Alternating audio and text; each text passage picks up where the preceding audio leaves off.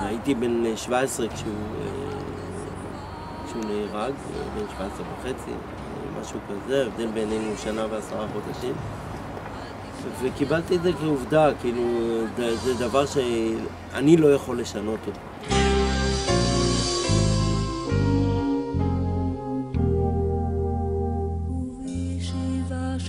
איריס אשתי, ענבר זה הבת הגדולה, ברוך זה הבן האמצעי וספיר זה הבת הקטנה. אבי לא ביקש ממני הרבה דברים, הוא לא אמר לי הרבה דברים, אבל אחד הדברים הכי חשובים שהוא ביקש ממני זה שאם ייוולד לנו בן, הוא היה רוצה שיקראו לו ברוך. וכשהוא נולד, אז לא היה ספק. כל יום שישי באופן קבוע בצהריים היינו קונים פרחים ובאים לכאן לבקר את ברוך. זה כמו לבוא לבקר מישהו, זה לא באים לקבר, באים לבקר מישהו.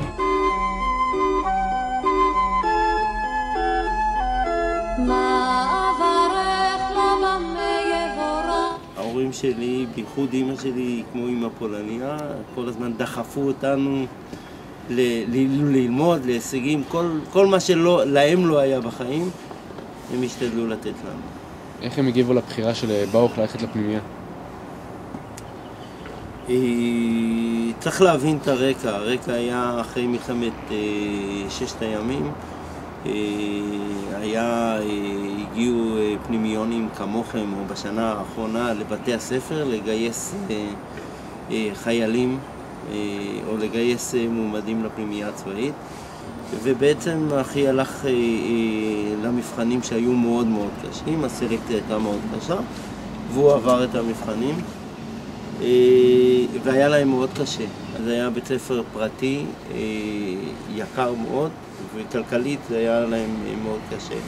בסופו של דבר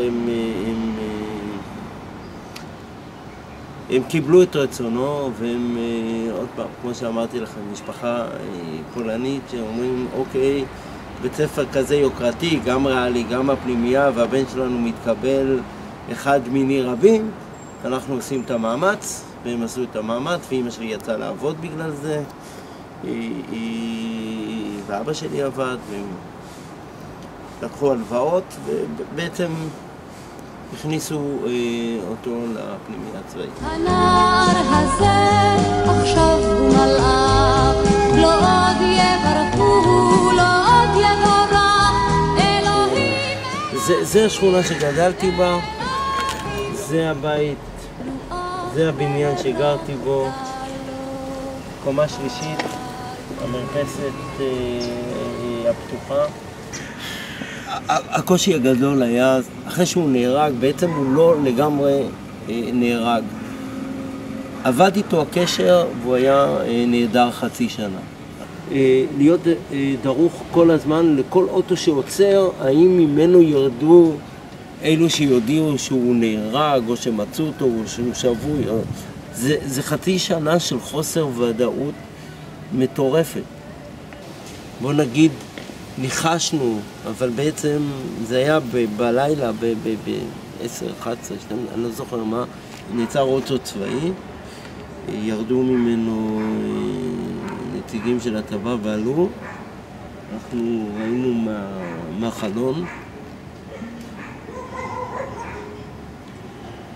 וכבר הבנו